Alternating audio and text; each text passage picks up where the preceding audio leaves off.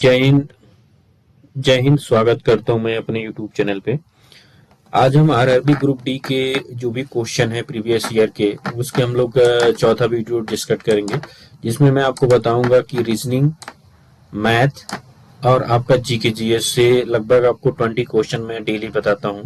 तो ये पैटर्न अभी हमारा हाल ही में स्टार्ट हुआ है। जो बच्चे जुड़ना चाहते हैं हमारे चैनल से, डेली 1 से 2 वीडियो इसमें आती हैं, आप इसकी अच्छे से तैयारी कर सकते हैं। सारे क्वेश्चनों का सटीक आंसर रहेगा और इसमें कुछ सोल्यूशन भी रहेंगे मैथ के, तो आप लोग इसको आसानी से प्रिपरेशन कर सकते हैं ग्रुप डी का। ठीक है, तो आप सभी को क्या करना है, चैनल जो हमारा चैनल है उसको आपको सब्सक्राइब करना है। ठीक है, और वीडियो अगर अच्छी लगती है तो उसको लाइक कीजिए, शेयर कीजिए, सब्सक्राइब कीजिए।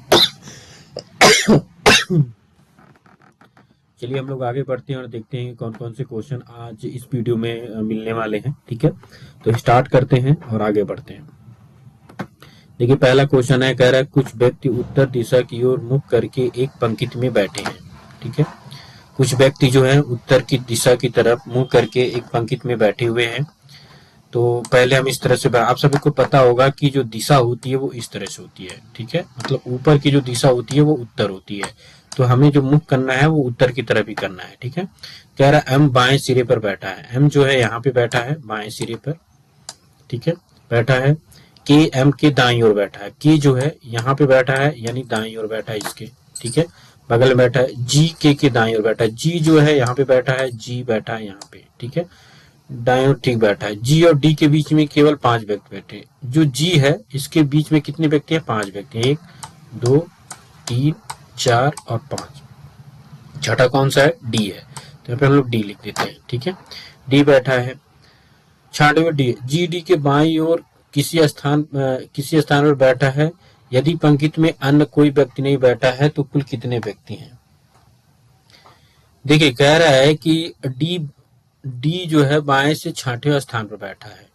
ठीक है, बाएं से कौन से स्थान पर बैठा है? और जी डी के बाईं ओर किसी स्थान पर बैठा है। यदि पंक्ति में कोई अन्य व्यक्ति नहीं है तो और कितने व्यक्ति हैं? ठीक है, देखिए ये जो है कह रहा है कि दाएं से छठवें स्थान पर है, डी है, तो यहां से 5 व्यक्ति और आएंगे। 1 2 3 4 5 और ये छठवें पे डी है, तो कह रहा है कि कुल कितने व्यक्ति है? तो ऑप्शन में दिया है 14 दिया है। आप जब इसको काउंट करोगे तो ये भी 14 आएगा। काउंट कर लेते हैं। 1 2 3 4 5 6 7 8 9 10 11 12 13 14, तो ये आपके 14 हो गए। तो ऑप्शन नंबर आपका कौन सा है? चौथा नंबर सही है।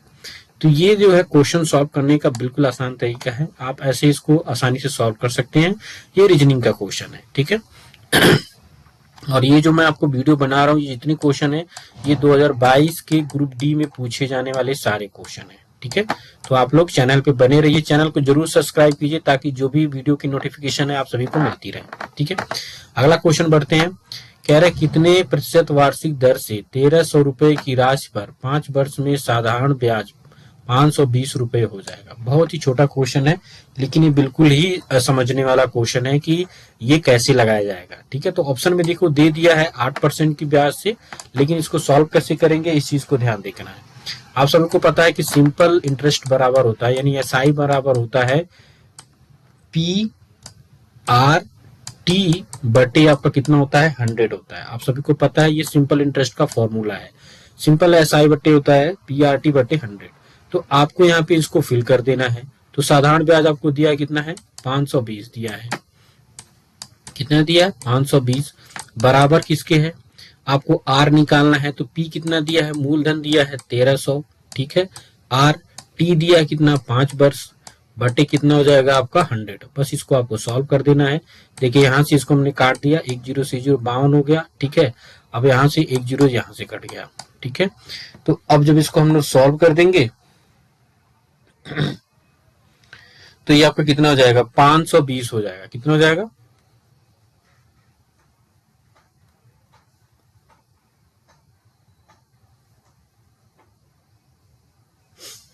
देखिए यहां से इसको नहीं काटना है, यहां से 2 0 हम यहां से यहां काट दिए, तो ये हो जाएगा 13। ठीक है, 13 25 65, तो आर बराबर कितना हो जाएगा? 520 बट्टे हो जाएगा आपका 65 हो जाएगा। ठीक है, 65 हो जाएगा। अब इसको हम लोग सॉल्व करेंगे तो आपका कितना आ जाएगा? ठीक है, जब इसको सॉल्व करेंगे तो 8 आएगा। 13 25 65, 13 चौक के 52, ठीक है। तो ये आपका 13 चौके 52, ठीक है, और 13 पंजे आपका 65 आ जाएगा, ठीक है। देखिए ये आपका कितना था, ये था आपका 65 था, ये 552 था। जब आप इसको सॉल्व करेंगे तो आपका कितना आएगा, 40/5 आएगा। कितना आएगा, 40। ऊपर आपका 40 आ जाएगा, नीचे 5 आ जाएगा। इसको जब सॉल्व करेंगे तो आपका 8 पंजे 40, तो आपका कितना आर बराबर कितना आ जाएगा, 8% आ जाएगा, ठीक है, 8% आ जाएगा। ये आपका राइट आंसर होगा। बस इसी फॉर्मूले में आपको रखना है, SI बराबर PRT/100। बस आपका क्वेश्चन बन के तैयार हो जाएगा। अगला क्वेश्चन है, कह रहे संख्याएं P और Q का मध्यानुपाती 8 है, तो निम्नलिखित में से कौन सा संख्या युग्म P और Q का मान हो सकता है, ठीक है। तो ऑप्शन में दे दिया है आपका 16 और 4 होगा, ठीक है, लेकिन आपको निकालने आना चाहिए कि P और Q का मध्यानुपाती 8 होता है तो कैसे होता है, ठीक है। तो आप सभी को पता है कि जो अनुपाती होता है, मध्यानुपाती होता है, वो कितना होता है। देखिए मध्यानुपाती जो होता है, अगर आप इसको सॉल्व करेंगे तो मध्यानुपाती का मतलब होता है आपका एक तरह से वर्ग होता है, ठीक है। तो एक फॉर्मूला होता है, उस फॉर्मूले को लेके हम लोग चलेंगे कि उसको हम लोग कैसे सॉल्व करेंगे, ठीक है। तो देखिए माना उसका जो संख्या होती है वो x होती है, ठीक है। तो x के हिसाब से निकालेंगे, तो जब x का निकालेंगे तो 8 का स्क्वायर होगा और x होगा, ठीक है। तो 8 8 64 हो जाएगा, और इसका भी स्क्वायर हो जाएगा 8 8 64। तो 64 को कितने भागों में आप जाऊंगा, ये 64 हो गया।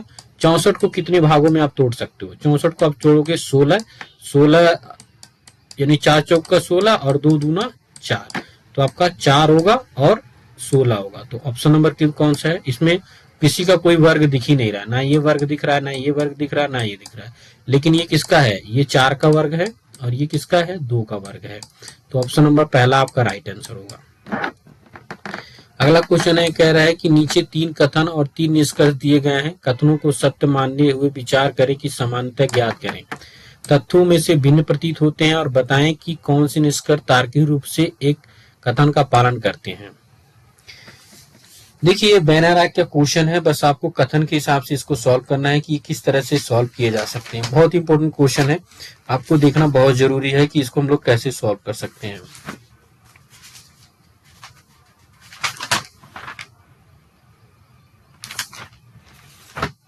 चलिए इसको हम लोग सॉल्व करते हैं, ये किस तरह से क्वेश्चन सॉल्व होगा।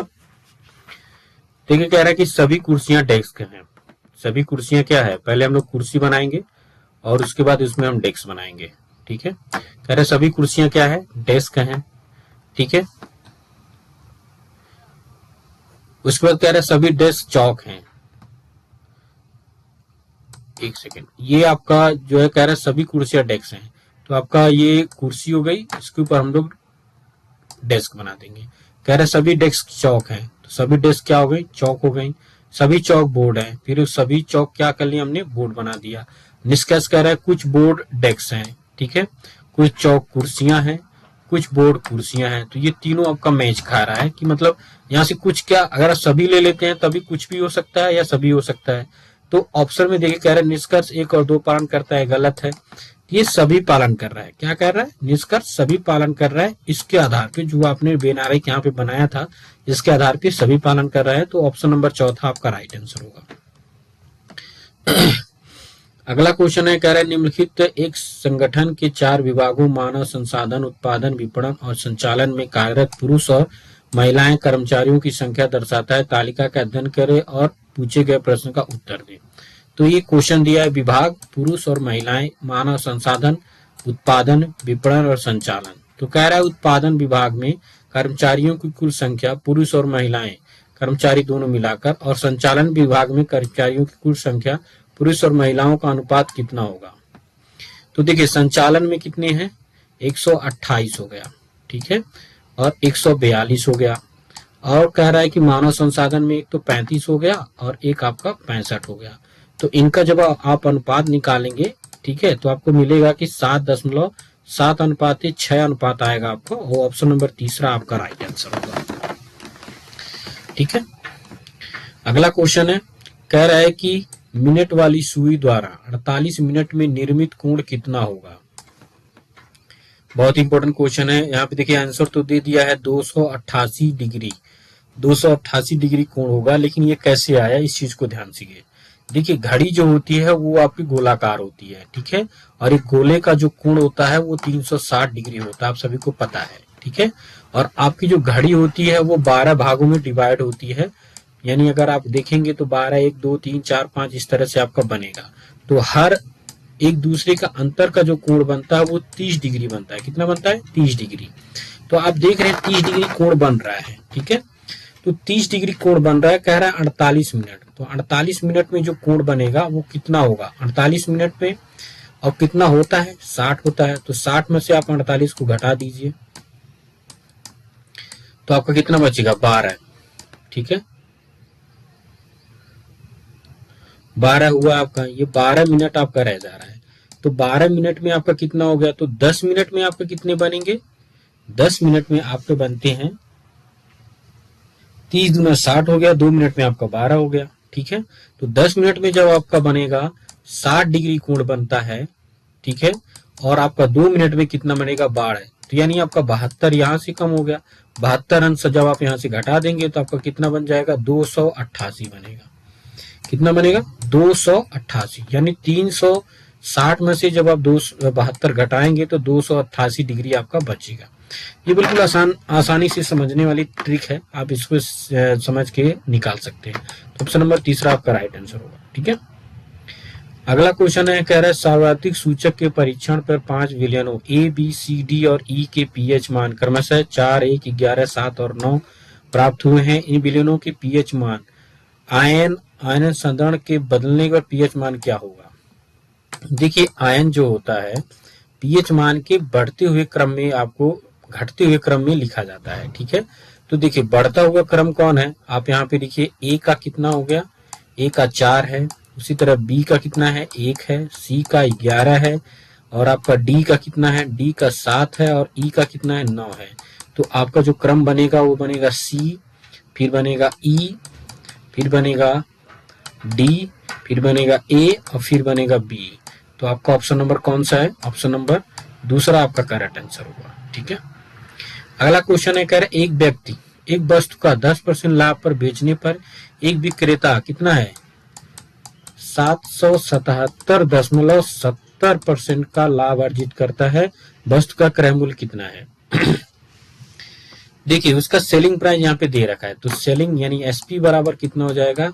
777.70, ठीक है। और 10% दिया है तो पहले हम इसका लाभ निकालेंगे, यानी 10/100 हो जाएगा। नॉर्मल में निकाल लेंगे, काट देंगे, इसको काटेंगे तो कितना हो जाएगा? 1/10 हो जाएगा। अब जब हमें इसका गणना करना होता है तो हम ऊपर गुणा कर देते हैं, ठीक है, क्योंकि ये सेलिंग प्राइस में गणना करेंगे और इसमें डिवाइड कर देंगे तो 1 आ जाएगा ये। इसमें जब गुणा करेंगे तो कितना आ जाएगा? ये वाला अंक आपका आएगा। देखिए जब 7,700.70 में जब 10 का गुणा करेंगे तो ये वाली अंक प्राप्त होगी और 1 से उसमें मल्टीप्लाई कर देंगे। तो ऑप्शन नंबर ये वाला आपका राइट आंसर होगा, ठीक है। अगला क्वेश्चन है, कह 11 के प्रथम गुणज का औसत क्या होगा? 11 के प्रथम 12 गुणजों का औसत क्या होगा? तो 11 का नाम 11 हो गया, प्रथम गुणज कह रहा है 11, 11 दूनी 22। ऐसे ही करते करते आप जब 12 तक जाएंगे, उनको जोड़ेंगे, उनका औसत निकालेंगे तो आपका इतना आएगा 71.5 आएगा। ऑप्शन नंबर ए, मतलब 11 से 11 तक आप गुणा करेंगे, ठीक है। वैसे पहाड़ा भी पढ़ सकते हैं, 11 दही में 110 हो गया, 11 ग्रही में 121 हो गया और 11 गुणे 12 कर देंगे तो जो आएगा आपका उसको जोड़ के आप फटाक से आंसर आप निकाल सकते हैं। तो ऑप्शन नंबर तीसरा आपका राइट आंसर होगा, ठीक है। अगला क्वेश्चन है, कह रहा है कुछ व्यक्ति उत्तर की ओर मुख करके एक पंक्ति में बैठे हैं, पी जेड के बाईं ओर पैर रखा है। तो जैसे मैंने पिछला वाला क्वेश्चन बताया है सेम उसी तरह ये भी आपका आएगा। जैसे मैंने पिछला बताया कि कैसे आपको उत्तर की तरफ इस तरह से बैठाना है, सभी को बैठाने के बाद ऑप्शन नंबर 13 जो है चौथा आपका करेक्ट आंसर होगा। इससे पहले ही मैंने इस तरह के क्वेश्चन आपको सॉल्व किया हूँ, बिल्कुल पहला ही क्वेश्चन उस तरह का है। तो आपको ये कौन सा ऑप्शन नंबर 4 आपका राइट आंसर होगा, 13 आएंगे। अगला क्वेश्चन है, कह रहे जियोमोर्फोलॉजी जो कि भौतिक भूगोल की एक शाखा है, इनमें से किस क्षेत्र के अध्ययन के लिए समर्पित है? तो ऑप्शन नंबर कौन सा है, दूसरा राइट आंसर होगा। भू आकृतियों का अध्ययन करने में ये समर्पित है। ठीक है, अगला क्वेश्चन है, मार्च 2022 में भारत के पहले virtual smart grid knowledge centre का उद्घाटन किस राज्य में किया गया?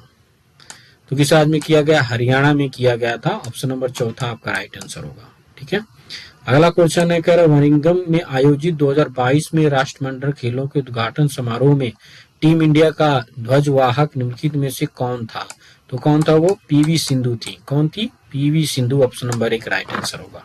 ठीक है, अगला क्वेश्चन है, कह रहा है 70 मीटर त्रिज्या और 144 मीटर ऊंचाई वाले 70 मीटर त्रिज्या और 144 मीटर ऊंचाई वाले बेलन का संपूर्ण पृष्ठीय क्षेत्रफल क्या होगा? देखिए काफी इंपोर्टेंट दिया है। ठीक है, आपके लिए इसके लिए एक फॉर्मूला होता है, बेलन का पृष्ठीय क्षेत्रफल क्या होता है, संपूर्ण पृष्ठीय क्षेत्रफल क्या होता है? तो इसका होता है 2 पाई आर, कोष्टक में r प्लस h होता है इसका फॉर्मूला। इस फॉर्मूले में बस आपको रखना है, रखने के बाद सॉल्व करना है, आंसर आपका आ जाएगा। 2 पाई का मान क्या होता है? 22 गुणे 22/7 होता है। r का मान दिया है 70 गुणे 70 कर देना है। ठीक है, अब जब आप इनमें रखोगे तो कितना आएगा? ये 70 और 40 जोड़ दीजिए, 70 40 जोड़ेंगे तो 210 आएगा। कितना आएगा? 210 गुणे कितना आएगा? 210 आएगा। अब यहाँ पे इसको काट दीजिए, तो 7 से इसको काटिए, 7 त्रिक 21 आ जाएगा ये। ठीक है, तो 7 त्रिक 21 आ जाएगा, यानी 70 आ गया। ठीक है, 70 आ गया यहाँ पे। देखिए 70 आने के बाद आपको सॉल्व करना है। 7 त्रिक 21 आ गया, या तो आप इसको भी काट सकते हो, 7 का नाम 7, 7 दाइम 70, तो 2 गुणे आपका यहाँ से इसका गुणा करा दीजिए तो यह होगा 44 हो गया, गुणे 10 हो गया, और गुणे आपका कितना हो गया? 210 हो गया। जब आप इसको गुणा कर लेंगे, इन सभी को गुणा कर देंगे तो कितना आएगा आपका? यानी 92,400 मीटर पर 92,400 मीटर स्क्वायर आपका आ जाएगा। Option number 4। बस इनको आपको गुणा करना है। ठीक है, गुणा आप कर लीजिए, आपका ये आंसर आ जाएगा। फॉर्मूला आप ये याद रखिएगा कि पृष्ठीय क्षेत्रफल का, बेलन का जो पृष्ठीय क्षेत्रफल होता है 2 पाई आर, कोष्टक में r प्लस h होता है, इसमें रखना है, आपको सॉल्व करना है, आंसर आ जाएगा। ठीक है, अगला क्वेश्चन है, कह रहा है कि डैश में दोहरा परिसंचरण नहीं होता है, सिर्पों में, मछलियों में, मेढकों में, गरुड़ों में। तो मेढकों में जो है दोहरा परिसंचरण नहीं होता है। ऑप्शन नंबर 3 राइट आंसर होगा। अगला क्वेश्चन है, कह रहा उस संख्या का चयन कीजिए जो निम्नलिखित श्रेणी में प्रथम चिन्ह के स्थान पर आएगी। बहुत इंपॉर्टेंट क्वेश्चन है। प्रथम यहाँ पे कौन सा आएगा, इसको आपको ध्यान देना है कि कौन सा आंसर यहाँ पे बनेगा। तो देखिए पहले हम लोग आंसर तो दे दिया है यहाँ पे कि 1285, ऑप्शन नंबर 2, लेकिन इसको सॉल्व कैसे करना है। अब देखेंगे कि 8 में 8 गुणे 1 करेंगे, ठीक है, और प्लस 1 करेंगे तो कितना आ जाएगा? 9 आ जाएगा। ठीक है, उसी तरह आप 9 गुणे 2 करेंगे और प्लस 2 करेंगे तो कितना आ जाएगा? 20 आएगा। 9 दूनी 18 प्लस 2 20 आ गया। 20 गुणे 3 करेंगे और प्लस 3 करेंगे तो 63 आ जाएगा। ठीक है, अब 200, अब 63, उसी तरह से 63 करेंगे, 63 गुणे 4 करेंगे और प्लस 4 करेंगे तो कितना आ जाएगा? 256 आएगा। आप गुणा करके देख सकते हैं, गुणा कीजिए तो 4 3 12 और 4 चौके 16 17। ठीक है, यानी 174 आ गया ये। ठीक है, उसके बाद आप इसमें जोड़ेंगे तो आपका कितना आ जाएगा? आपका यानी 252 आ जाएगा।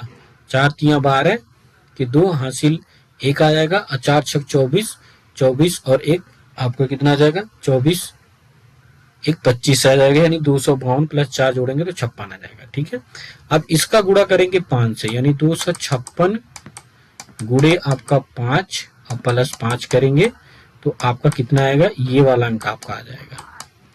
गुणा करके देख लीजिए, आपका आंसर आ जाएगा। गुणा करेंगे तो आपका 1280 आएगा, और प्लस 5 करेंगे तो 1285 आ जाएगा। ऑप्शन नंबर 2 राइट आंसर होगा। ठीक है, अगला क्वेश्चन है, अगला क्वेश्चन में ये वाला जो है आपको बदलना है। बदलने के लिए आप इसको सॉल्व करेंगे बारी बारी से। देखिए सॉल्व करने का भी तरीका बिल्कुल डिफरेंट है। आप यहाँ पे मैं बताता हूँ। देखिए इसको हम बदल देते हैं, तो बदलने के बाद देखिए भाग को गुणा करना है, ठीक है। उसके बाद 6 करना है, फिर भाग करना है। यहाँ पे भाग करने के बाद आप 18 और प्लस आपका 16 और माइनस 15। तो डायरेक्ट इसमें भाग नहीं देंगे क्योंकि भाग होगा नहीं, वो माइनस में चला जाए, तो पहले गुणा कर दे। 12 छक 72 आ जाएगा। अब भागा, अब हम करेंगे 18 और प्लस 4। अब देखो 18 चौक 72 हो गया और प्लस 16 और माइनस 15।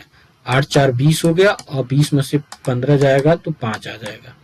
तो ऑप्शन नंबर कौन सा देखो यहाँ पे मैच कर रहा है, ऑप्शन नंबर चौथा राइट आंसर होगा।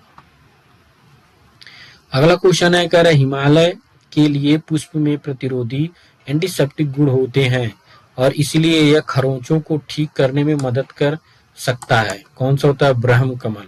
ऑप्शन नंबर तीसरा आपका राइट आंसर होगा, ठीक है। अब 20वां क्वेश्चन है जो कि बहुत ही इंपॉर्टेंट क्वेश्चन है।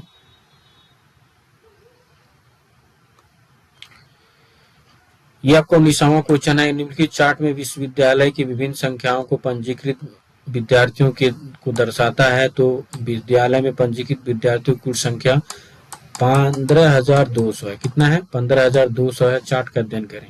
तो कह रहा है चिकित्सा, इंजीनियरिंग और विधि संकाय में कुल मिलाकर पंजीकृत छात्रों की संख्या कितनी होगी।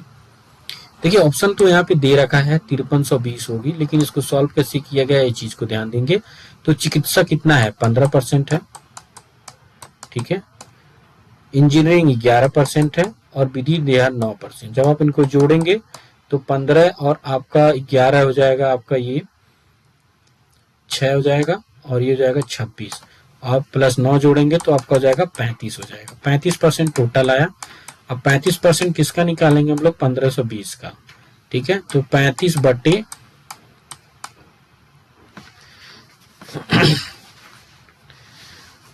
बटे 100 करेंगे और गुणे कितना करेंगे? 1520, ठीक है। 1520 करेंगे, 2 जीरो 2 जीरो कट जाएगा। अब 152 गुणे जब 35 करेंगे तो आपका कितना आएगा? ये वाला अंक आ जाएगा। आप पूरा करके देख सकते हैं, यानी 5320 आएगा, ठीक है। अगला क्वेश्चन ये है, ये मैं आप सभी को होमवर्क दे रहा हूं। आप लोग इसका होमवर्क करके, कमेंट में तो ऑप्शन दिया लेकिन इनका प्रोसीजर आपको बताना है। -65 आएगा आंसर, लेकिन ये आप सभी को सॉल्व करना है, ठीक है। तो अभी के लिए बस इतना ही। जय हिंद, जय भारत। चैनल को जरूर सब्सक्राइब कर लीजिए। जय हिंद, जय भारत।